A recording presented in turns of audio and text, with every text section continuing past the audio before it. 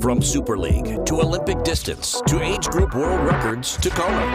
Go longer with the right fuel at the right time with SFuels.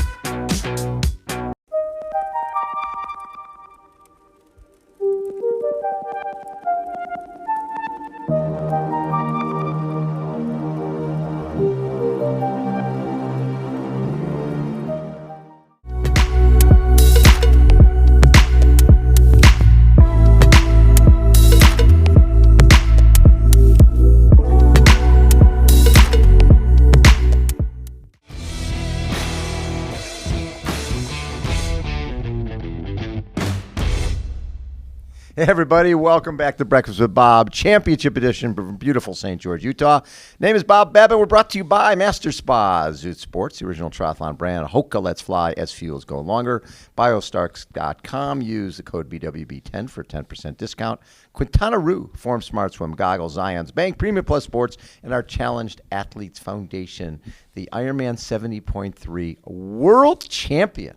Taylor Knibb joins us. That sounds pretty good.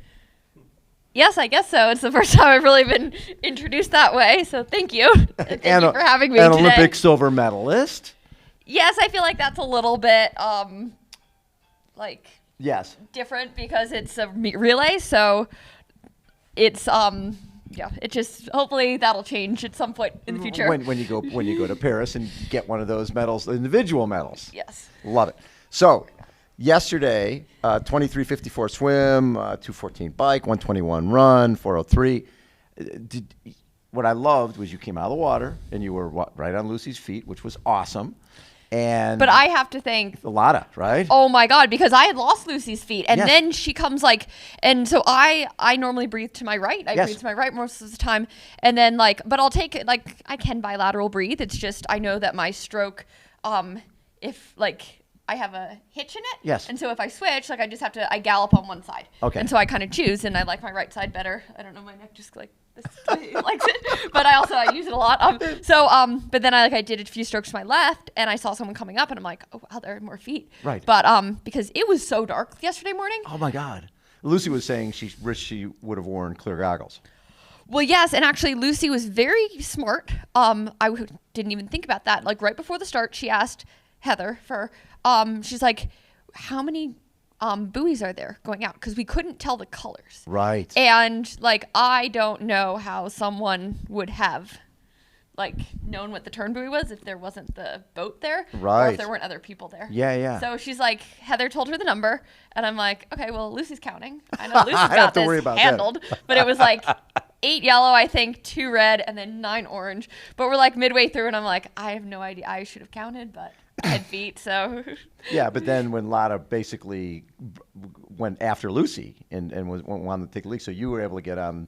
It looked like you had 2 sets of feet to sit on. You could sort of choose. Well, no, actually, so heading out, it was just she was still catching up to Lucy. And then, so I had her feed, and she had a great kick. I was really happy about that. But then coming back, she kind of pulled up on Lucy, and I don't think Lucy likes to not be first out of the water. So then I'm like, oh, wow, people are fighting to be first out of the water. Go for it. I'll just take the draft. And you got out of the water, and you toweled off. You got gloves on. You got socks on, wore a jacket. You were a very smart person because there was a lot of people freezing during that bike ride. Well, I feel like it can look smart in retrospect, but everyone was trying, it could have gone the other way also. Someone could have been like, oh, that was not a smart decision. But I know myself. I know that I tend to run a little cold. And so, which is kind of ironic given Dallas. Maybe I just don't do well in the extremes. But, I wanted to race comfortable because I knew, okay, if I'm a little warm, that's better than being a little cold. Yes. In that sense. And so I knew kind of the second half of the bike, I would be a little bit warmer, especially going up Snow Canyon. But then I knew I wanted the extra layers for the descent because I didn't want to go onto the run cold. Exactly. And the biggest difference between last year and this year, you got third last time, was 218 bike last time and 214 this time. Well, yes, and a substantial portion of that was actually in the last probably 10 miles because down the descent. Yes. Because last year I lost 2 to 3 minutes, I think, or that's what my coach said. Yeah. On the descent to every other top woman in the field because I was on the road bike and that's right. it's just I had my gearing. I had an extra gear this year, and then it's just a little bit heavier, so it just like carries you down.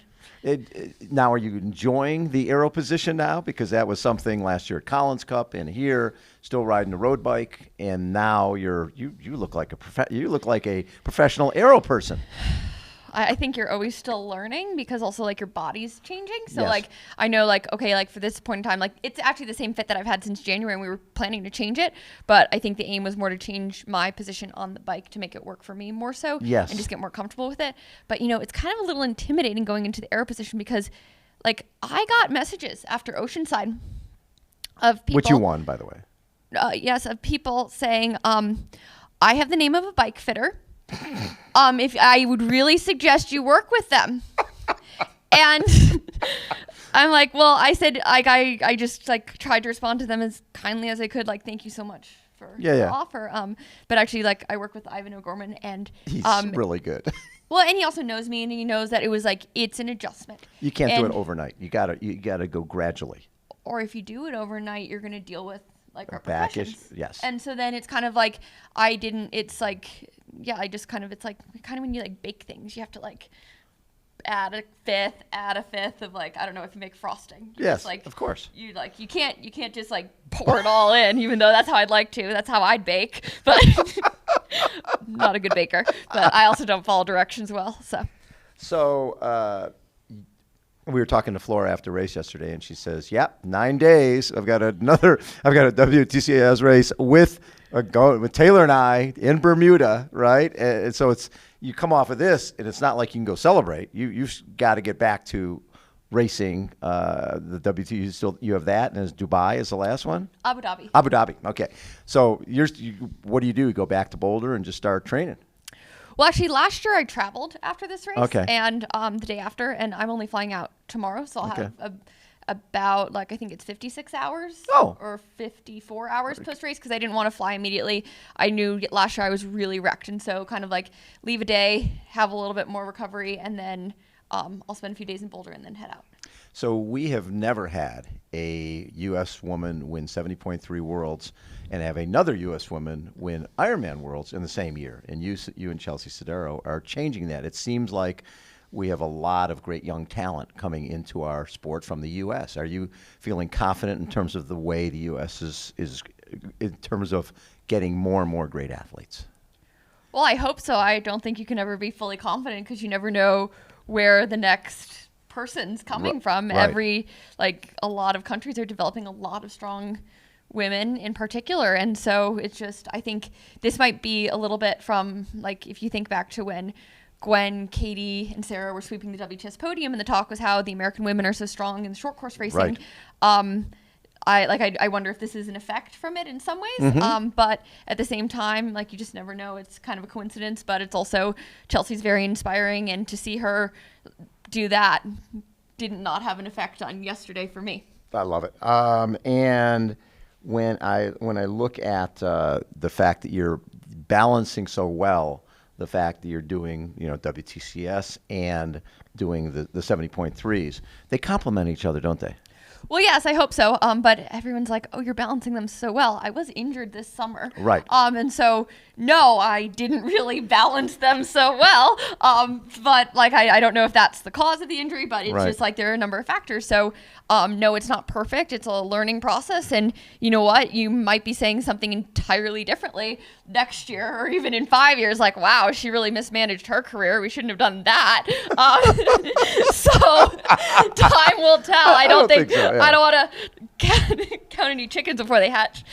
And Flora, it's fun watching, because I think it was 2017 or so when you and Flora raced in Edmonton, and you were, 19 years old? You were 19 years old, and Flora got up close and personal look at the future because you were there and going off the front. And then back in Edmonton in 2021, when she firmed up the series, you won the race, but she got third. That's what she needed to do. So she knows she talked about your talent and saying, I saw it back then, and it's going head to head with Taylor is something that's always going to be tough.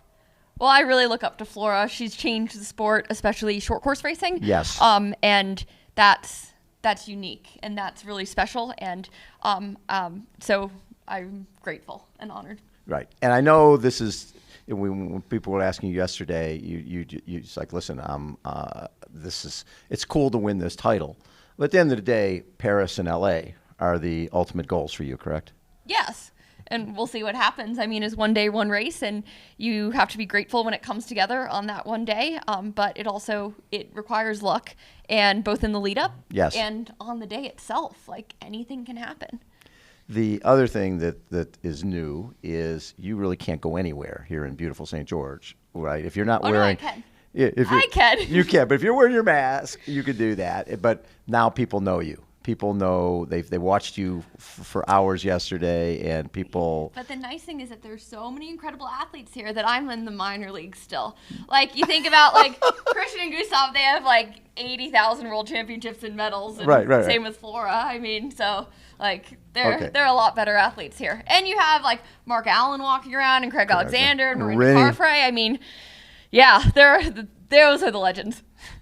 As you become, I remember talking to Craig Alexander about this, is, when you go to races now, because you have done so well, you're always going to be at the top of the interview list, right? There's going to be obligations beyond just training and racing.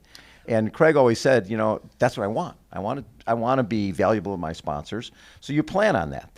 I don't want people not to want to talk to me. That's important for me, for my sponsors, and for the sport, to have mainstream media saying, hey, we want to talk to Taylor Knibb. She's a young woman who just won a very important world title. That understanding, that balance is going to be interesting for you moving forward. Well, yes, and I think that I'm still learning all what that may entail, but like, isn't Jan Frodeno says that like pressure is a privilege, and so therefore like it's something to learn. And I also I kind of hope I'm not. I hope I'm someone that people want to talk to. If you get the reputation that you don't want to be talked to, that's kind of dangerous. So we'll see. You're always so much fun to chat with. I enjoy that. And we got you a toy. This is our mountain goat that goes to our world champion. And wow. I know it was hard to give this up because we've sort of become attached to it, but you are so well deserving. But in Kona they got cakes. They did. Well, we got cakes over there. Did you see? But they got specialized. They do. I know. So is this like a lesser? This is. We don't have. Yes. we don't have Four Seasons bakery chefs here in beautiful St. George. I would like to bring them over. So no cake for you. No cake for you. We'll to Finland for next year. Exactly. No, I don't think I'll be racing next year. We'll see. Now, so will you do some 70.3s next year, or now you're only a year away from the Olympics next year? Yeah, I'm not sure. Finland, they just announced the test event dates, which the women are August 18th, and Finland is, I think, the 27th or 28th. So, but for the U.S., the first qualification race will be at the test event, and the second will be at the grand final, September 23rd. So, it all depends on how the race goes, but I don't even know if USAT would let me put my hand forward for that. So we'll see. Very fun. Taylor, thank you so much for always taking time. And you're just so much. We first interviewed you, I think, at Collins Cup last year. And that was before you killed everybody in that race and were the MVP. So I just love every time we get to chat because you're taking the sport to another level. And I think that's really important. Well, thank you for having me. Thank you for always talking, and thank you for the mountain goat. This is a chocolate mountain goat. This is from the Four Seasons I got Bakery. Cookies yesterday. Thank you. I can't believe she called me out for we're the Four Seasons. Where's my cake? What the hell? No cake for you, but you do get a goat. Taylor Knibb, Ironman 70.3 world champion. That has a nice ring to it. Well, yes. Thank you for having me. Taylor Knibb again has been our guest, everybody. Thanks so much for tuning in. Hold on. We'll be right back.